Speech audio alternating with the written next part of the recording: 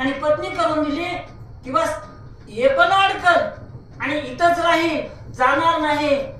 तर गोरक्षा तू 1 वर्ष राहा आणि तुला मी 1 वर्षाच्या नंतर माझ्यासह कुशीनं मच्छिंद्र नाथासह तुला तीर्थयात्रेला जायचंय ना, मी वाट लावेन. किलोतळा राणी म्हणते, ऐशे बोलता बोल रसाळ विवेके ज्ञान तो पोब चित्ती मनी क्षण मास काळ जाता जाईल निघुनी. अशा प्रकारे किलोतळा राणी म्हणत आहे. गोरक्षनाथाने विचार केला, विवेक आणि ज्ञानी असल पण विवेक नसल, पण गोरक्षनाथी विवेक आणि ज्ञान दोन्हीही समान होतं त्यांच्याकडे. विचार केला, आलेत आपली गुरुमाऊली ह्या ठिकाणी, अडकलेत गुंतलेत इथं, 6 महिने जाते निघून. बरं म्हणले, राहतो. मग अवश्य म्हणे तो पोकिनी क्षण मास वस्ती करू सदनी पर्यामुख दिनी निश्चय करुनी ठेव्या माझावया. म्हणलेले ती 6 महिने राहा म्हणलेली किलोतळा. गोरक्षनाथ म्हणले बरं, पण आम्हाला वाट लावण्याचा 1 दिवस निश्चय करून सांग. तुला ह्या दिवशी मी ह्या तारखेला ह्या तिथीला इथून निरोप देईन, वाट लावीन आणि तुम्ही जावं असं मला तू सांग, असं त्या किलोतळा राणीला म्हणताय गोरक्षनाथ. तो दिवस आली या पाठी आम्ही नवसू महित वटी मग यत्न केली या तुम्ही कोटी फळ माते होतील. ते दिवस आला नेम केलेला की मी 1 क्षणभर सुद्धा राहणार नाही. क्षण अर्थ आहे डोळ्याची पापणी लवली की त्याचा 1 क्षण होतो. ते 1 क्षण सुद्धा मी राहणार नाही. ते दिवस आला, तू काही प्रयत्न केला तो निष्फळ होईल, त्याचा उपयोग होणार नाही. आणि गोरक्षनाथ म्हणतो, मच्छिंद्रासह मी माझ्या देशामध्ये किंवा ह्या पृथ्वी तळावर जे तीर्थयात्रा आहेत त्या तीर्थयात्रा करण्यासाठी जाणार आहे, असं त्या किलोतळा राणीला म्हणतोय.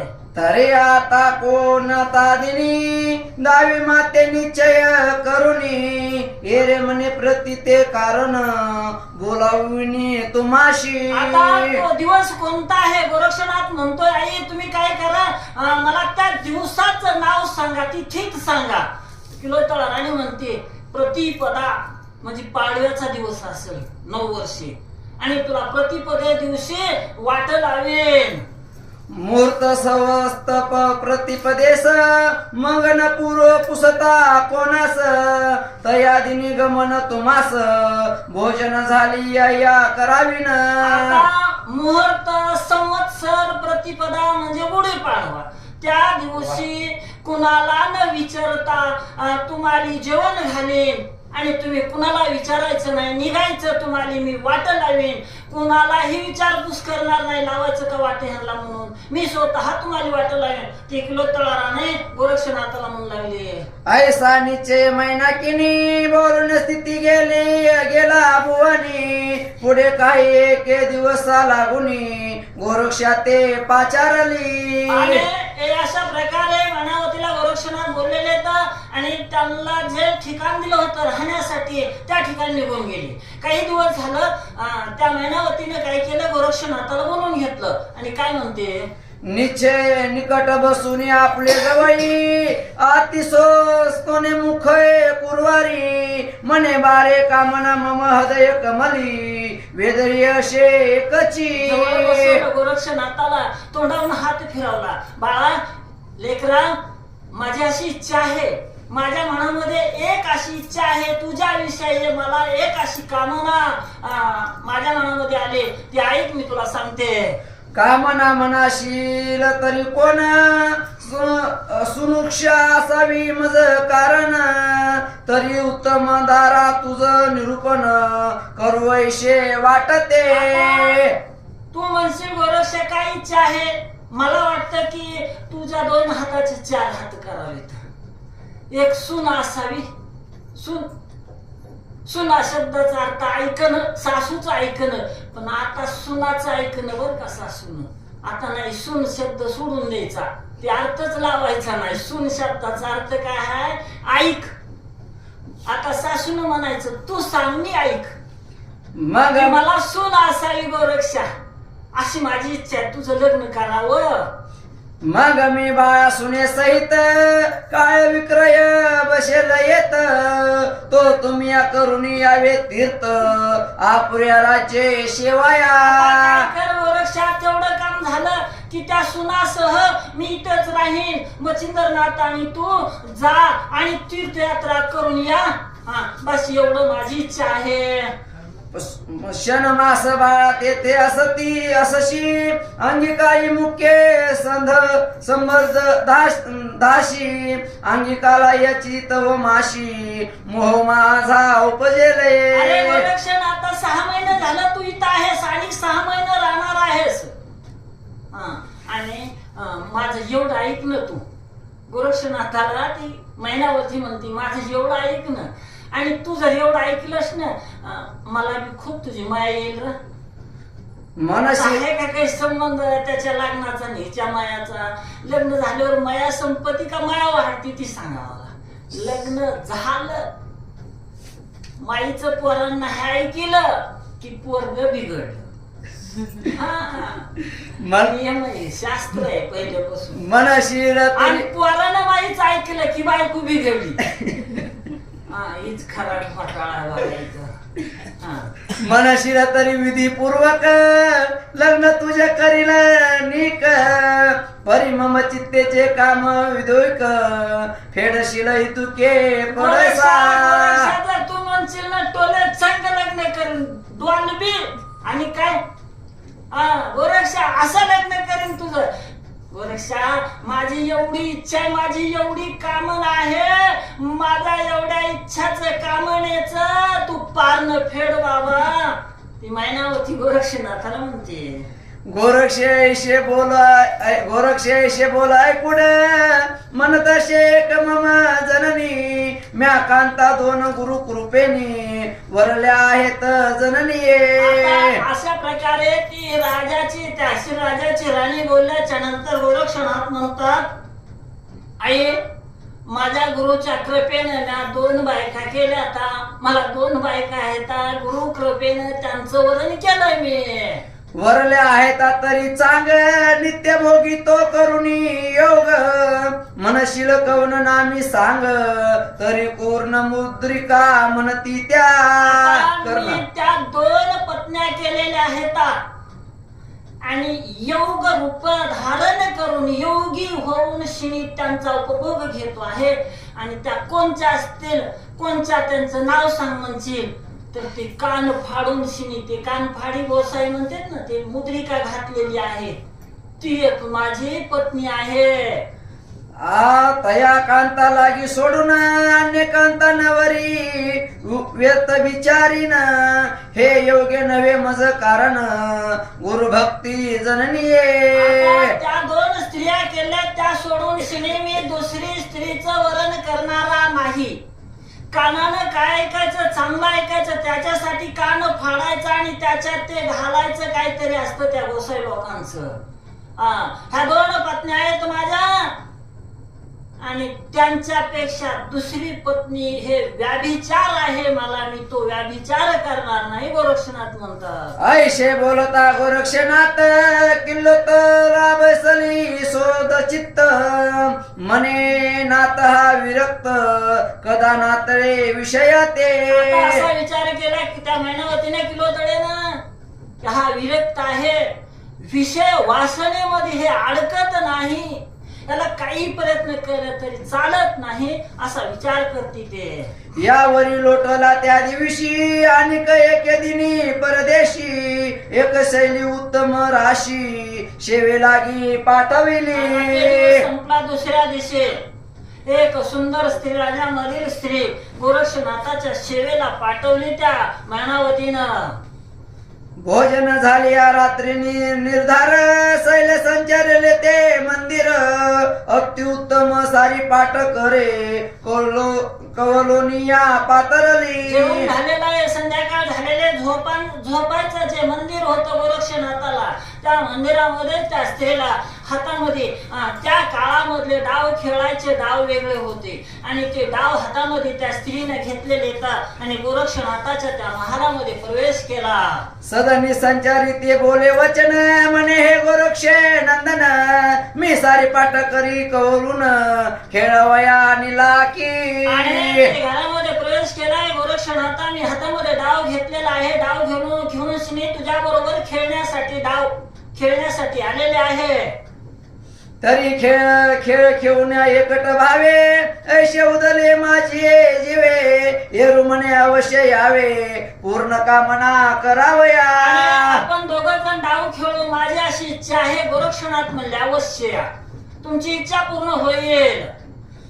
ऐसा म्हणता नित्यविनी सारी पाठ कर रुसुनी नीट येऊनी परिधूत खेळता शुभाय नयनी नेत्रबाण खोचित अशा प्रकारे ती स्त्रीनं हातामध्ये डाव खेळू लागले. गोरक्षनाथ त्या स्त्री बरोबर, ही स्त्री आहे, ही संध्याकाळी आलेली आहे. गोरक्षनाथ हे विरक्त होते, हरी नारायणाचे अवतारी पुरुष होते आणि त्यांना सर्व विषयावर ताबा मिळवलेला होता. ते जती होते. जती शब्दाचा अर्थ ज्याने विषयावर नियंत्रण केलंय, कंट्रोल केलेलं आहे, ज्याने आपले इंद्रिय ताब्यात ठेवलेले आहे, ज्यानं त्याचं मन त्याच्या ताब्यामध्ये ठेवलेलं आहे. हावभाव करू लागलेली स्त्री ती अनेक प्रकारचे आणि हावभाव करून शिनी गोरक्षनाथाला मोहित करण्याचा प्रयत्न करू लागलेली आहे. खोचित परी विषय पर बोल बोलता निवार बोल नव्हे ते महाव्रज तप पर्वत भंगी तसे. असताना अनेक प्रकारे बोलू लागलेले आहे. तपरूपी पर्वत आहे गोरक्षनाथ, तपाचा पर्वत. आणि आता काय हे पोकनेल निघाले तर पर्वत फोडायला, हिल फोडायला. त्या काळामध्ये प्रचलित असं एक पोकनेल होतं राजा इंद्राजवळ आणि ते तपस्वी लोक आले किंवा जे त्याची साधना करतील त्या पोकनेलची इंद्राच्या त्यांना ते प्रसन्न होतं मंत्रानं. मंत्र जपला की मोठाली डोंगर फुटून रस्ता सपई सगळं असं होतं. गोरक्षनाथ पर्वत म्हणले, पर्वत रूपी पर्वत, तपरूपी पर्वत. आणि ते स्त्रीचं बोलणं किंवा त्या स्त्रीचे हावभाव त्या इंद्राच्या वज्रासारखे ते पर्वत फोडण्यासाठी. पण गोरक्षनाथ असे होते की वेशधारी साधू नव्हते, वेशधारी संन्यासी नव्हते. तुकाराम महाराज म्हणलेले तर काय स्वान तरी भव्य होती. ते काही अंगावर भगवं घालून शिने दारोदार फिरून शिने हिंडून शिने संन्यासाला एकदा जेवायचे, फक्त एक वेळ जेवायचे, 5 घर भिक्षा मागायची, जे मिळेल ते खायचंय, एकदा खायचंय. त्याच्यात त्याला गाईचा घास काढायचा, अतिथीचा काढायचा, देवाचा काढायचा, राहिलेलं खायचंय त्याला. संन्यासाला एकदा जेवायचंय. पण आताचे संन्यासी असे आहेत ना, किती बाऱ्या जेवतेल, संन्यासी म्हणतेल, योगी म्हणतेल, महात्मे म्हणतेल, काय करतेल सांगता येत नाही. पण गोरक्षनाथ त्यामधले नव्हते. ज्या माता माऊलीनं तू तुला गुरुची भक्ती दाखवतोस पण तुला खायची तुझी जीभ चाबली खाण्यासाठी आणि गुरुचं नाव परत वडे मागायला. तुझ्या गुरुला वडे पाहिजे असेल तर डोळ्यातलं बुबळ काढून दे. तुझं बोट डोळ्यात घातलं, तिच्या हातावर बुबळ ठेवायला लागला. घाबरी झाली ती माऊली. ताट भरून आलं, बाबा बुबळ बी घेऊन जा, वडे बी घेऊन. असा तो तपस्वी होता, असा तो महात्मा होता गोरक्ष. आणि त्या स्त्रीला कशाही प्रकारे काही केलं तरी तो त्याच्या जाळ्यामध्ये सापडत नाही. ऐशे बोलता निक करणी दाखविताशे नित्यविनी मोनीचा चरिपद काढूनी भूमीवरी सोडिताशे. प्रयत्न करत आहे ती स्त्री. पण गोरक्षनाथाची दृष्टी ही सम होती. जसं की पाषाण दिसलं, दगड दिसले, झाड दिसले, आपल्या अंतःकरणामध्ये विकार उत्पन्न होत नाही त्याविषयी. ही स्त्री आहे, ही पुरुष आहे, सुंदर आहे, काळा आहे, गोरा आहे, हे भाव निर्माण होत नाही. आणि अंतःकरणातून संत होते ते, किंवा अंतःकरणातून संन्यासी होते, गोसाई होते, योगी होते. गोरक्षनाथ योगी होते, अंतःकरणातून योगी होते. आणि जर वरून योगी असेल आणि अंतःकरणामधून पोकारलेला असेल ईश्वर वासनेनं, ज्याला हे स्वरूप दिसत असल, ज्याला हे सुंदर दिसत असल, तो योगी नाही, तो भोगी आहे, तो रोगी आहे. त्यानं बस काही नसल केलेलं, पण त्याच्या मनामध्ये आलं की त्यानं केलं, त्या पापामध्ये तो लिप्त झाला. हे शास्त्र आहे, शास्त्राचा हे नियम आहे. आणि असा योगी, असा महात्मा कुठेही भेटणार नाही बघण्यासाठी. कुठंतरी हिमालयाच्या गुह्यामध्ये जाऊन बसलेला असेल. आणि असे गोरक्षनाथ योगी महात्मे होते. आणि त्या स्त्रीच्या मोहाला, त्या स्त्रीच्या मोहनीला अजिबात बळी पडणारे नव्हते. शृंगार व्यक्त नेत्र कटाक्ष तुकवून खेळ खेळ गोरक्ष खेळ खेळता मम मग प्रत्यक्ष जाणून याची सरसावी. अनेक प्रकारे खेळ चालू आहे. गोरक्षनाथ खेळतात, त्यांच्या हृदयामध्ये कुठलाही विकार उत्पन्न होत नाही. पण ती माऊली खूप प्रयत्न करते, खूप प्रयत्न करते गोरक्षनाथाला मोहण्यासाठी, अडकवण्यासाठी. उघडी होऊन अजून करुणी दावी आपुले नग्न पण परी तो विरक्त गौरी नंदन विषय त्यागे आतरे ना.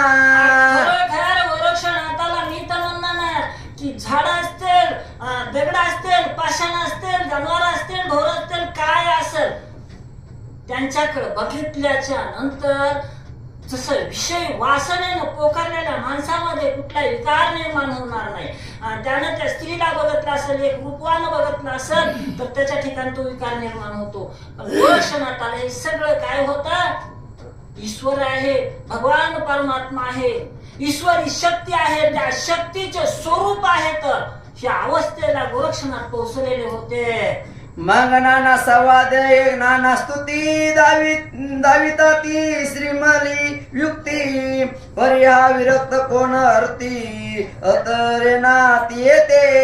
अनेक प्रयत्न केलेले त्या स्त्रीनं, पण गोरक्षनाथ काही फसत नाहीत, ते काही अडकल्या जात नाहीत. मग ती आपल्या चित्ती समरी राहिली झाली दिनवनी किलोतयेचे वर्तमान सर्व सांगून गेलेशी. आता गोष्ट अशी आहे की एखाद्या माणसाला एखाद्या गोष्टीनं राग येत असेल, तर नेमकं त्याच विषयावर किंवा त्याच त्याच्या दुखऱ्या जागेवर, दुखणाऱ्या नसावर बोट ठेवतं जग. आणि ते माणूस जर त्या विषयावर नाही रागावला, बोट ठेवणाराचा हिरमूड होतो. एखाद्याला येडा म्हणून जर लय राग येत असेल तर त्याला येडा येडा म्हणून रागाला आणते. पण एखाद्याने विचार केला, यानं काय मला येडा म्हणायचं की म्हणून, आणि त्यानं जर काहीच मनामध्ये वा वा मी येडाच आहे, आणि ते जर मी येडाच आहे म्हणणार, तर जे मानणार आहे ते क्षीण होतो, त्याची अवस्था अपमानित होते. किती वेळा म्हणेल मानणार नाही. तसं त्या स्त्रीचं झालेलं आहे. आणि त्या राणीकडे गेलेली आहे ती स्त्री. यावरी किलोतराचा संपत्तीशी गोरक्ष दावी बलले मिशी रत्नमुक्त मणिक राशी शृंगारली या चाट. स्त्री राजाची राणी ते मेनकिनी नावाची किलोतरा तिचं नाव आहे, पुन्हा मेनकिनी नाव आहे, दोन नाव आहे तिचे. गोरक्षनाथाला एक दिवशी बरोबर घेतलं आणि तिचे पैसे संपत्ती राजा असल्यामुळे तिचे रत्न, तिचे हिरे माणिके जवाहर काय असं पैसे खूप काय होतं. गोरक्षनाथाला धरला हाताला, गोरक्षा बघणं किती मोठं धन आहे. परिवादाऊन सहज स्थिती मने वच्चा हे तुझीच व्यक्ती चंद्र सूर्य अवधीत पर्यंती भोगशील पडसा. एवढं धन तुझंच आहे. अरे चंद्र सूर्य आहे तोपर्यंत तो कितीही खरंच तुला कमीच पडणार नाही, कितीही खरंच. आता गोरक्षनाथ धनामध्ये अडकलेले नव्हते ना, कशामध्येच अडकलेले नव्हते. काय म्हणतात तिला? ऐशे बोलो किलोत्तरा परिहानमये आशामया तिंजेवी मुक्ती लिंपी लिया काजरा श्रुतव्रई सोडिना. गोरक्षनाथाला किलोत्तरा असं म्हणते, पण आशा नावाचं मळ इतका वाईट आहे की आशा नावाच्या मळाने सगळ्यांनी मळून टाकलं, मळून गेले, तो हाल झाले त्या आशेच्या योगाने. पण गोरक्ष तसा नव्हता. मोती काजळामध्ये किती घासून ठेवा, काजळ वरून लिपून ठेवा, काढा ते चमकाणार, पांढराच असणार. त्याच्यामध्ये काजळाचा प्रवेश नाही होणार मोत्यामध्ये. त्या मोत्यासारखे हे गोरक्षनाथ होते. ऐसा युक्ती प्रयुक्ती करिता निकट व्रत आली तत्वता. मग किलोतयाचा मोह चित्ता नित्य हवा डाव येतशे. अनेक प्रयत्न केले त्या किलोतळा राणीनं, पण आता सांगितलेला जे नेम केला होता ना, थीट काढली होती ना, थीट काढली होती वाट लावायची यात्रेला जायची. थीट जवळ आली. किलोतळेच्या चित्तामध्ये मनामध्ये तळमळ सुरू झाली. मैनानाथ जवळ येऊन नेत्र लोटले अपार जीवन. ती आशा शैल सेवक पाहून दुःखी होती तैशाची. हाताला जवळ घेतलेला आहे. किलोतळेना डोळ्यामधून पाण्याच्या धारा लागलेल्या आहेत आणि तिथले सगळे सेवक, सगळे जे काय सेनापती, जेवढे कुणी प्रधानी होते, स्त्रिया होत्या, किलोतळा राणी रडायलेली पाहून त्यांनाही दुःख झालं. त्या पण रडू लागलेल्या आहेत. मग त्या म्हणती ओ माये स्वामिनी, आम्ही मोहू गोरक्षा लागुनी. तुम्ही चित्ता कदापि न म्हणी आणू नका महाराजा. सेवक ते सगळे म्हणायला लागले तर हे किलोतळे राणी, आम्ही गोरक्षाला मोहून टाकतो. तुम्ही दुखी होऊ नका, चिंता करू नका. चिंता ही फार वाईट आहे. चिंता जन्मभर जाळत राहते. चित्ता एकदाच जाळते, पण चिंता जन्मभर जाळत राहते. तुम्ही चिंता करू नका. ऐशे बोलून सैले युक्ती किलोतयाची समजविती. ऐशे बोलता दिन व्यक्त वृत्ती प्रतिपदाली अशे. समजूत काढू लागले. ती किलोतळा राणी रडत आहे. असं झाल्याच्या नंतर काही दिवस झालं आणि प्रतिपदा, संवत्सर प्रतिपदा म्हणजे पाडवा जवळ आला. मग त्या दिवशी आनंद महिमा गुड्या उभारल्या ग्रामोग्रामा. परिशृंगार रूप वा होतो मच्छिंद्र योगी बुडाले. असं त्या दिवशी घरोघरी गुड्या उभारलेल्या आहेत आणि मच्छिंद्रनाथ त्या स्त्री राज्यामध्ये अडकलेले आहेत आणि त्या राणीच्या प्रेमामध्ये, मोहामध्ये अडकलेले आहेत. ऐसा कैसा आनंद, कैशी पाषाण निष्ठी, कैशी गुढी शोकयुक्त व्रती. सकल ग्रामी शैल्या युक्ती मच्छिंद्र योगी हरहरल्या. त्या गावामध्ये पाडवा हा सण आहे, उत्सव आहे, आनंदाचा दिवस आहे. पाडवा म्हणजे आनंदाचा दिवस. पण कशाचा आनंद नाही, आनंद नाही. त्या गावामधील सर्व आणि महिला मंडळ, स्त्री राज्य होतं, पुरुष मात्र कुणी नव्हता. सगळे दुःखी झालेले आहेत, मनामध्ये हळहळ करू लागलेले आहेत. एक म्हणती हा नाथ राज प्रकरणी प्रतापवंत. उदय धैर्य पर्वत दयागळी माये हुनी. हा नाथ राज प्रकरणी हुशार आहे. मच्छिंद्रनाथ बर का, राज्य करण्यामध्ये खूप हुशार आहे आणि सर्व गोष्टींमध्ये निपुण आहे. खूप चांगला आहे, दयाळू मायाळू आहे, अशा त्या म्हणू लागल्या. एक म्हणती चांगुला पाना या पुढे उनीव वाटे मदना. कनकासनी सभास्थाना आक्रस मान वाटत शे.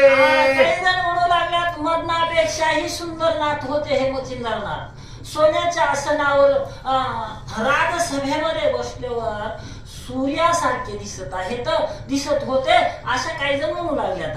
एक म्हणते ऐसा पुरुष दावी लादला होता आम्हा, दैवे लादिला होता आमास. गोरक्षी आलिया त्यास घेऊन या मेला जात शे. काही जण म्हणू लागल्यात आमच्या दैवयोगानं असा महात्मा आम्हाला मिळाला होता. गोरक्षनाथ रूपी युशी आली, म्याला घेऊन जायला रे माय. ऐशा पर्या बहुत युक्ती गोरक्षा ते शिव्या देती. अहो मच्छिंद्राग्र प्रती राहू ग्रह हा भेटला. गोरक्षनाथाला शिव्या देऊ लागले. मच्छिंद्र रूपी सूर्याला राहू रूपी हा आला गोरक्षनाथ. नुसता आला म्हणत नाही, शिव्या देऊ लागल्या. एक म्हणती नव्हे गोरक्ष आम्हा भेटला यम देख मोह पाशे घालून या प्रत्यक्ष मचिंद्र प्राण नेतशे. लक्ष नाही आम्हाला ये मोहन आला मोहरूपी आम्हाला पास घालून शिने मचिंदर नाथ रूपी जीव घेऊन चालला आमचा हा गोरक्ष.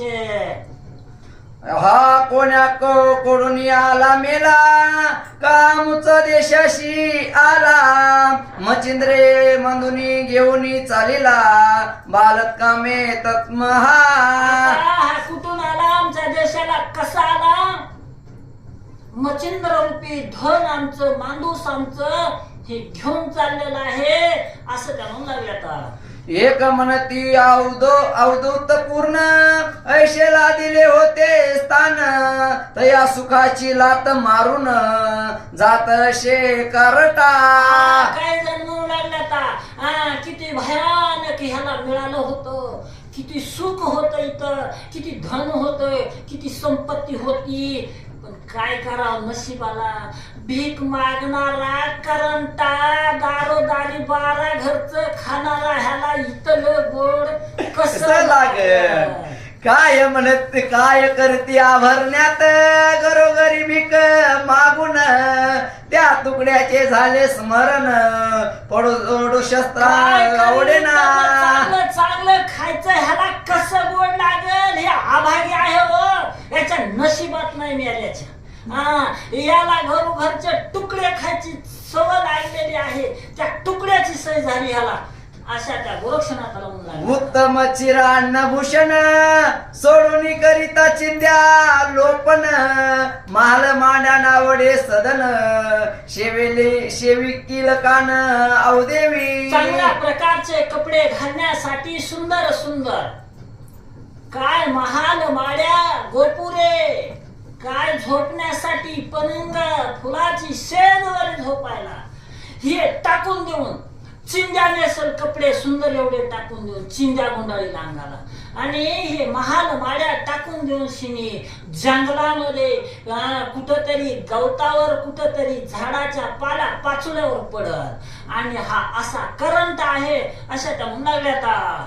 ऐशी बहुयुक्ती बोलतात ती त्या युक्ती बोलून या योगारभती मचिंद्रा म्हणून बोलत आहेत त्या आणि रडायला लागल्यात मचिंद्रनाथाचं नाव घेऊन शिने.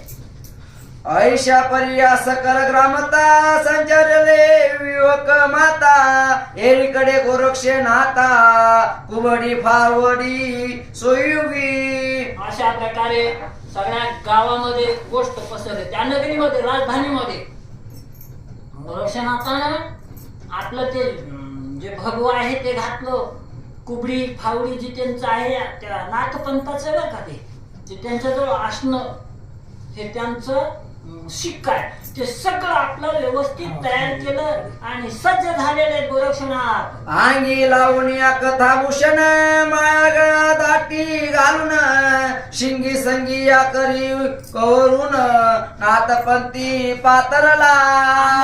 ते वस्त्र बांधलं भगव शिंगी शैली हातामध्ये घेतलेली आहे काकामध्ये झोळी अडकली गोरक्षनाथानं तिथले राजभूषण तिथले मोठे मोठे जरीचे वस्त्र अलंकार काढून टाकले.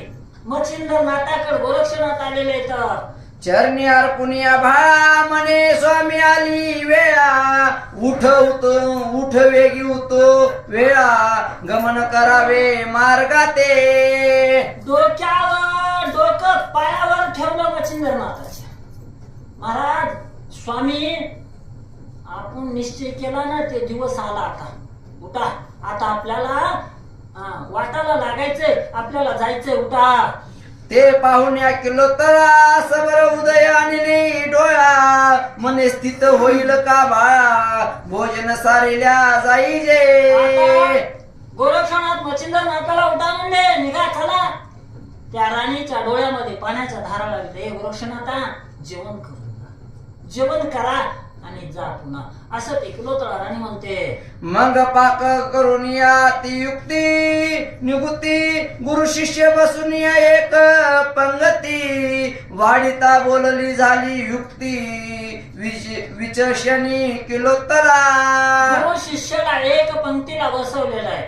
किलोतळा राणी जेवण वाढते आहे आणि जेवत असताना काय म्हणते, म्हणे महाराजा मच्छिंद्रनाथा, तुम्ही जाता स्वदेशात, परिमिनानाथ तुमचा सुत, ठेविता की संगे नेता. आणि किलोतळा म्हणते, मच्छिंद्रनाथ तुम्ही तुमच्या स्वदेशाला चाललेला आहे आणि तो मिनात झालेला होता मच्छिंद्रनाथाला, त्या किलोतळे राणीला तुम्ही मिनानाथाला बरोबर नेता किंवा इथं ठेवता.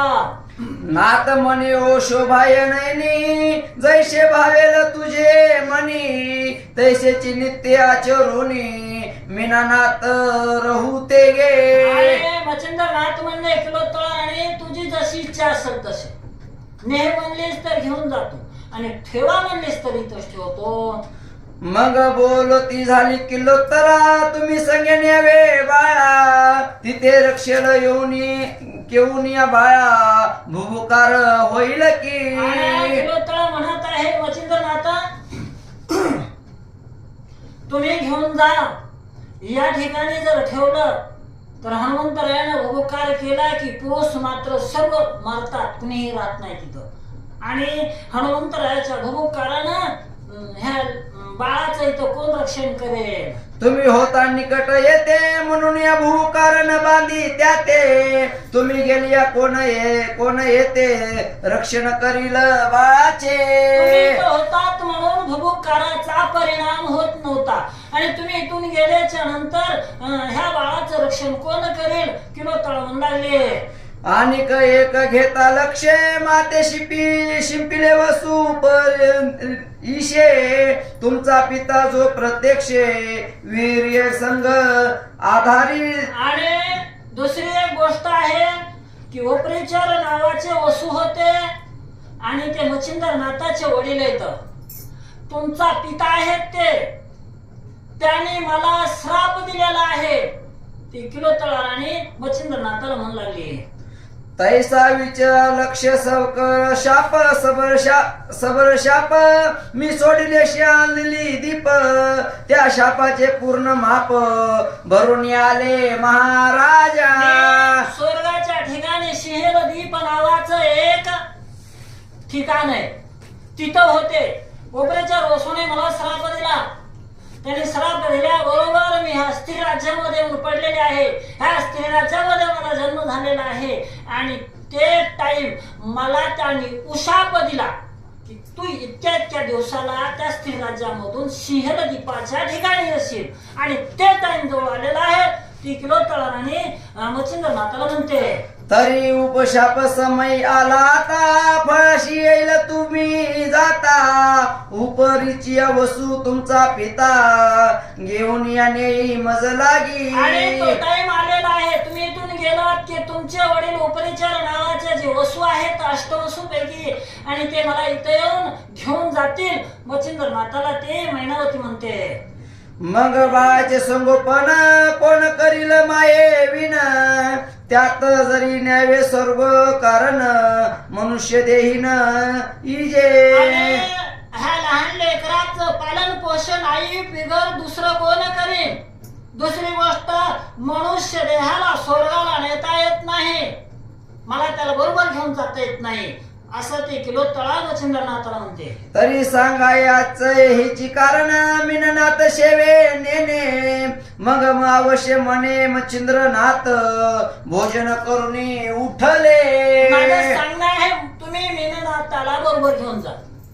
मच्छिंद्रनाथ बरं म्हणले, जेवण केलं आणि उठले. किलोतराची भोजन करुनी, मीननाथकडे पाहुनी, बोलन निघेतेचे वदनी, परिहंबरडा फोडी पाजरीला. मच्छिंद्रनाथ निघालेले आहेत. किलोतळ्यानं बघितलेला आहे, मच्छिंद्रनाथानं तिच्याकडे बघितलेला आहे आणि ते किलोतळा राणी मैनावती रडू लागली. मचिंद्राच्या मोहाच्या स्नेह करून अपार आणि विला मोहाचा वैद्य नर पेट घेतता शिखी पर दुःख आकाशी प्रगटले. मच्छिंद्राचा जो मोह होता, मोह काय करतो, मोहाने खूप दुःख होत, संग झाला की विसंग होतो. दोन एका जागेवर आले की त्यांचं ठरलेलं बाजूला जाणार आहे, कुणी आधी जाईल कुणी नंतर जाईल, किंवा इतुष्ट भांडण करून होईल, बाजूला होतील. आणि ज्यावेळेस एक जागी येतील त्यावेळेस संग होतो, आणि त्यांचं ताटातूट झाले की विसंगती होते. त्यावेळेस जे दुःख होतं, असं दुःख झालेलं आहे की मच्छिंद्रनाथाला वरक्षणात घेऊन चाललेले आहेत. त्यांचं काही भांडण तंट झालेलं नाही. आणि ते जी त्यांची संगत होती, जे मोहा होता, त्या मोहाचा भंग होऊ लागला. त्या किलोत्तरा राणीला खूप दुःख झालेलं आहे, रडू लागले. मोह उचम बोलून अत्यंत चित्ता नेत्री लोटले अश्रू सरिता. ते पाहुणे असैल्या समजता गोरक्षा ते विष्टिती. आणि खूप दुःख झालेलं आहे, डोळ्यातून पाण्याचा धारा लागलेल्या आहेत. तिथल्या ज्या स्त्रिया होत्या, गोरक्षाला येणं टाकला त्याने सगळं. म्हणती गोरक्षा एक वचन करू नको रे कठीण मन. मचिंद्रा मुचा घेऊन प्राण जाऊ नको महाराजा. गोरक्षा कठीण मन करू नको, आमचा प्राण आहे मच्छिंद्रनाथ, घेऊन जाऊ नको गोरक्षा, असं त्या स्त्रिया म्हणू लागल्या. आता पहा पहा सुख संपत्ती राज वैभव केवी गती.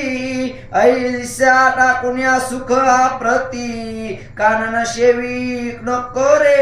पहा, किती मोठं वैभव आहे, किती मोठी संपत्ती आहे, किती मोठं धन आहे, किती मोठं काय काय आहे, खूप आहे. गोरक्षा असं एवढं टाकून देऊन जंगलामध्ये जाऊ नको, अशा त्या म्हणू लागल्या. आता महाल मुखोत तुझ हस्ती अश्व फिरता चालगती. हे सुख टाकून या राज संपत्ती कानन शेवू नको रे. मोठे महाल आहेत, वाडे आहेत, बंगले आहेत, घोडे आहेत, हत्ती आहेत. गोरक्षा असं टाकून देऊन शिने पायी चालत जाऊ नको, जंगलामध्ये काननामध्ये जाऊ नको. महाल मुखत तुझ स्वाधीन प्रजलोगाती करती नमन. ऐशे टाकून या बाल मान पान कानना शेवू नको रे. महाल मुलूक टाकून शिनी सगळी प्रजा तुझं दर्शन घेतील, हात जोडतील, तुला जय जयकार करतील. गोरक्षा असं टाकून देऊन शिनी जंगलामध्ये अरण्यामध्ये जाऊ नको. हिरे रत्न मंदिक मोती परम तेजस्वी नक्षत्र ज्योती. शुकारुण्या भूषण प्रती सुख संपत्ती भोगावी. हिरेत माणिक आहेत, मोती आहेत, सर्व अंगावरच्या कपड्याने आणि त्या भूषणाला गळ्यामध्ये घालून शिने ते जे सुख आहे, त्या सुखाचा संपत्तीचा भोग घे, असं टाकून देऊ नको. गोरक्षा तू जाऊ नको हे सोडून. आम्ही झालो तुमच्या दाशी नित्याचरुणी शेवेशी. रती सुखाशी नटू तैशी हे सुख संपूर्ण संपत्ती भोगू का. आम्ही तुझ्या दाशी हो, तुझी सेवा रात्रंदिवस करू, तुझ्या सेवेसाठी तत्पर राहू, उभ्या राहू तुझ्या सेवेसाठी, रात दिवस तुझ्या भोवताली. गोरक्षा असं सुख टाकून शिने त्या जंगलामध्ये दुःख. गोरक्षा जंगलामध्ये त्या अरण्यामध्ये जाऊ नको. कला कुशन विद्या संग रंबे स्थानी रणांगण. ऐसा टाकून प्रेम भाव कानना शेवू जाऊ नको रे. आम्ही एवढे कलाकार आहोत, काय सांगावं. रंबे सारख्या नाचणारे आहोत, सुंदर कोकिळा सारखे गाणारे आहोत. गोरक्षा असा कला रंग टाकून शिनी तू जाऊ नको. अरण्यामध्ये जाऊन काय करशील, जंगलामध्ये कोण आहे त्या. गोरक्षा जाऊ नको. जरी जर तारी दिपी ती चिर परिधानिया की चिपर. ऐशिया सुख करिता निर्धान कानना शेवू नको रे. जरीचे कपडे, सुंदर सुंदर असे कपडे, असे कपडे तू घाल गोरक्षा, असं त्याचा उपभोग घे गोरक्षा, आणि ते असं सगळा भोग सोडून काननामध्ये जाऊ नको, जंगलामध्ये जाऊ नको. जडित रत्न हेम शृंगार भूषण विन मोहर, ऐसा टाकून या सुख वृंद कानना जाऊ नको रे. सुंदर असे कपडे घाल, सुंदर असे आणि सोन्याचे दागिने घाल, जडित असे, असं शोक सोडून अरण्यामध्ये जंगलामध्ये जाऊ नको. चुवा चंदन अर्चन गंध अंगी चूर्ण मी प्रसिद्ध, ऐसा टाकून या सुख वृंद कानना जाऊ नको रे. केसराचा गंध लावू, सर्व शरीराला अत्तर लावू, चंदन लावू, सुवासी वस्तू लावू तुझ्या शरीराला गोरक्षा, असं सुख टाकून जंगलामध्ये जाऊ नको. कानन कासनी विराजमान दिसत जैसा शस्त्र नयन, ऐसा सुखाचा त्याग करून कानना जाऊ नको रे. राजवैभवामध्ये तू इंद्रासारखा शोभामान दिसतोस, आणि इतकी तुझी शोभा असून गोरक्षा हे टाकून तू जंगलामध्ये चाललास गोरक्षा, जाऊ नको. द्रव्य राशी अमूल भंडार भरले असते परंपार, किल्ले कोट टाकून सुंदर कानना शेवू नको रे. द्रव्याचे मोठमोठे भंडार भरलेले, किल्ले कोट आहेत, सगळी तटबंदी आहे, व्यवस्थित आहे, कुणाला हल्ला करता येत ना राजो, असं टाकून गोरक्षा जाऊ नको तो.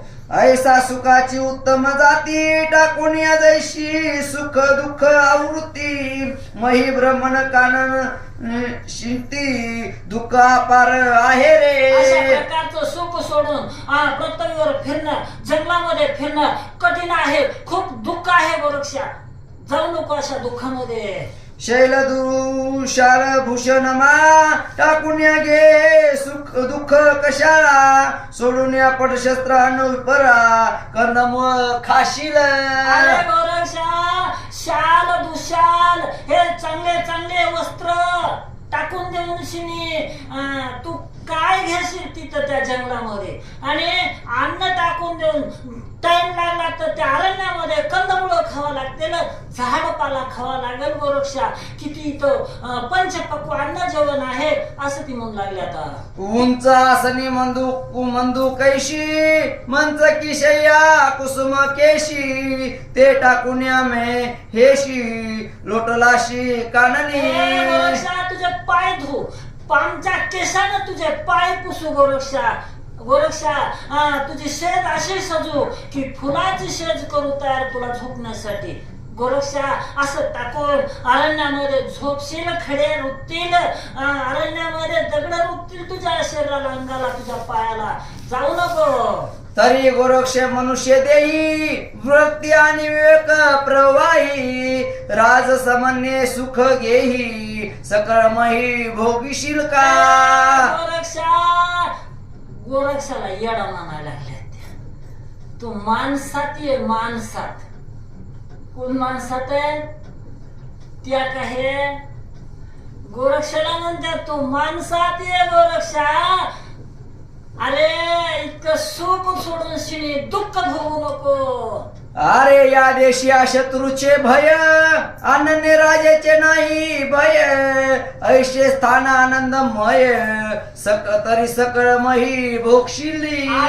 त्या देशामध्ये शत्रूची भीती नव्हती. का नव्हती? हनुमंतरायामुळे नव्हती. त्या देशामध्ये पुरुष नावाचा शत्रू कुणी येऊ शकत नव्हता. हनुमंतराय संध्याकाळी भूकार करीत त्या शिवेवर येऊन शिनी शेतुबंधाच्या ठिकाणी रामेश्वरला जायत राम राम करीत बसायचे हनुमंतराय, आणि संध्याकाळी भूकार केला की सर्व पुरुष खलास, एक बी जगत नव्हतं, एकही वाचत नव्हतं. तर भीती नाही शत्रूची इथं गोरक्षा, इथं काही चिंताच करायची गरज नाही. मज्जेत असं त्या म्हणाल्या गोरक्षनाथाला. ऐशा बहुता परिउपदेशीला दाविली त्या सुखासनी, परिविरक्त सरोच चित्ती आशोलाशी अवतरेना. अशा प्रकारे सुखाचं मांडणी केली, त्याला सगळं समजावून सांगितलं. पण गोरक्षनाथ त्या आशामध्ये लिप्त होत नाही. संपत्ती, राज्य, स्त्रिया जे काय असेल गोरक्षाला त्यांची आशा नाही. तो काही त्याच्यामध्ये गुंतल्या जात नाही. मग अधिकारून असं कर युक्ती म्हणे आम्हा कसं या नवे संपत्ती प्राण टाकून या शेवा हाती तुम्हीच मिरवी जगी हो. गोरक्षनाथाने धिकार केला त्यांचा. गोरक्षनाथाने एका शब्दामध्ये उत्तर दिलं. काय म्हणतोय गोरक्षनाथ? तुमची संपत्ती, तुमचं धन, तुम्ही काय करा, तुमचा प्राण, तुमचं शरीर यमाच्या हाती टाका आणि ते धन आणि संपत्ती सांभाळे सांभाळे एक दिवशी मरून जा. काय प्रयत्न कशासाठी? मरेपर्यंत, जोपर्यंत होतो तोपर्यंत रुपया रुपया जोडायचा, कमवायचे. शरीर काळाच्या हाती. तुमचं धन तुम्ही भोगा आणि शरीर काळाच्या हाती, तुमचा प्राण काळाच्या हाती. मला त्याची गरज नाही. गोरक्षनाथ म्हणतात आगे मनशी वाडेन वासन शयनी वरती आकाश खाली मंदिनी शयन करीतो योग धारणी अलक्ष्य लक्षी लावून या. तुम्ही मला म्हणतात की जंगलामध्ये काय करशील, काय पाणी देशील. अगे तुम्हाला सांगतो, गोरक्षनाथ आता बोलायले त्यांच्या भाषेत बर का. आगे तुम्हाला सांगतो, खाली यात्रा आहे, प्रथमी पांघरायला आकाश आणि झोप माझी कशी योग धारण्याची माझी झोप आहे. जे अलक्ष्य आहे त्या अलक्ष्याला अलक्षण्यामध्ये मला आनंद आहे. मला जो अलक्ष्य न दिसणारा आहे आणि मी त्याला पाहण्यामध्ये दंग आहे, तल्लीन आहे आणि त्या तल्लीनतेमध्ये माझी झोप आहे. त्या स्त्रीराज्यातल्या स्त्रियांनी गोरक्षनाथ उत्तर देऊ लागले. तर ऐशी बहुता नित्य तेची वाणी मने दूर लोटे बोले बंगालिनी ऐशे म्हणून तया वरून पाऊल ठेवते पै झाला. अशा प्रकारे गोरक्षनाथाला येडा घातला होता त्या स्त्रिया मंडळींनी. गोरक्षनाथानं एका शब्दामध्ये उत्तर दिलं आणि त्यांना गोरक्षनाथ म्हणतात, हे बंगालींनो, बाजूला सारखा व्हा, लांब होतात का नाही. आणि पुढे निघालेले गोरक्षनाथ. मंग किल्लो तरे ते करुणी नमन कंदिती धाव वाहिला मचिंद्र नंदन मचिंद्र शेवे घेऊन ग्राम बाहेर पै आला. आपल्या गुरुची पत्नी आई, त्या आईचं दर्शन घेतलं, हात जोडले, मीननाथाला खांद्यावर घेतलं आणि मच्छिंद्रनाथाला म्हणले, चला बरं आता गुरु महाराज चला. परी किलो तरेची गोरक्षे काशी चोरून कानकावटी आणले भंडारून मच्छिंद्रनाथे ओपून भस्म जोईत टाकिली. आता गोरक्षनाथाला चोरून त्या किलो तळे राणीनं सोन्याची ईट आणली आणि मच्छिंद्रनाथाच्या झोळीमध्ये टाकली. एक ईट सोन्याची. परी मच्छिंद्राच्या मय मोहे करून गोटारती प्राणचे प्राण नेत्री अपार अश्रू जीवन मोहे नयनी वर्षत. मच्छिंद्रावर माया होती, प्रेम होत, त्या योगे करून सर्व स्त्रियांच्या डोळ्यातून पाण्याच्या धारा लागल्या. मग गावाबाहेर मैंदा किनी माता ठेविता नाताच्या चरणी गोरक्षे हृदय कवटावणी निर्वित तयाते. मच्छिंद्रनाथाच्या पायावर डोकं ठेवलेलं आहे त्या राणीनं. गोरक्षनाथाला कडकडून मिठी मारलेली आहे आणि मच्छिंद्रनाथाला गोरक्षनाथाच्या स्वाधीन करते. ऐशे वत्सा म्हणे नाथा घेऊन या जाशील नाही देशात परिशुशु दाव तृष्टा जाणून या त्यात सुख देई पाडसा. गोरक्षनाथाला सांगायला लागले, ओ यानं 12 वर्षाचा डोळ्यातलं भुबुळ काढून वडे खायला आणून गुरुला दिले आणि ही सांगायला लागले त्याला. आईला म्हणावं लेकराला जरा सांभाळ, नीट सांभाळ, त्याच्यावर जरा माया करीत सांभाळ. आई सांगावं तर लागतच, लेकरावर लक्ष दे, सांभाळ, पण माया कर जरा, तुझ्या लेकराची म्हणण्यासारखी गोष्ट झाली. जिचं लेकरू आणि तिला म्हणायचं त्याच्यावर जरा माया करी जा बाई, माया करी जा. हे काय म्हणते, गोरक्षनाथले मच्छिंद्रनाथले गोरक्षा भूकळू आहेत, त्यांना तहान लागली, भूक लागली, तुझ्याशिवाय कोण आहे बाबा, लक्ष करी जा, खाऊ पिऊ घाली जा, सांगायला लागली ती. हा बारे लक्ष मच्छिंद्रनाथा दिदिलाशी तुझ्या हाता योजना अर्ध योजना महिता सुख देई पाडसा आता तुझ्या स्वाधीन मी मच्छिंद्रनाथ केलेले तुम्ही विचारच अवघड आहे. गोरक्षनाथा मच्छिंद्रनाथ तुझ्या स्वाधीन केलेले तर आणि गोरक्षनाथा थोडं चालत गेला की मच्छिंद्रनाथाला चलणं होत नाही जोड थांबत जा बसत जा सावलीला तहान भूक लागली विचारित जा असं जा बाबा. बारे मच्छिंद्रा शांतीचा चारू परी फैरती असे आती भुकाळू तरी मच्छिंद्राचा शुधानुई बालका समान जाणारे. गोरक्षनाथा मच्छिंद्रनाथ खूप भुकळू आहेत लहान लेकरासारखे भुकळू आहेत आणि त्यांना तहान भूक लागलेली तुझ्याकडेच आहे बाबा लक्ष ठेवीत जा. जैसे मीननाथाचे लहानपण त्या ते रीती मच्छिंद्राचे मन हे उभयता आहेत क्षण तुझे ओटीता वाहिला. जसा मीननाथ बाळ आहे लहान आहे तसा मच्छिंद्रनाथ. आणि दुसरी गोष्ट मच्छिंद्रनाथ आणि मीननाथ हे तुझ्या वटीत घातले तुझ्या संभाळी घातले आणि तू यांना सांभाळ बाबा असं ती कोण म्हणते राणी म्हणते त्या स्त्री राज्याची. या परी तू ते सांगू किती तू ते असती बा सर्वान्य मूर्ती सच्च शिष्य तू म्हणती कारण भक्ती पाहुनी. आता किती सांगा गोरक्षा तुला तिला आता कळालं बघा उशिरा लक्षात आला असेल ना.